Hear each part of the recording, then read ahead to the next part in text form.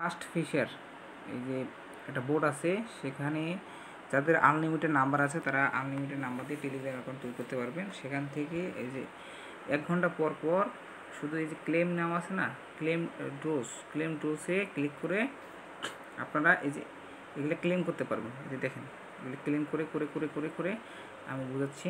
এই যে সোয়াপে আসলাম, instant swap করা যায় আবার। তো মোটামুটি আমার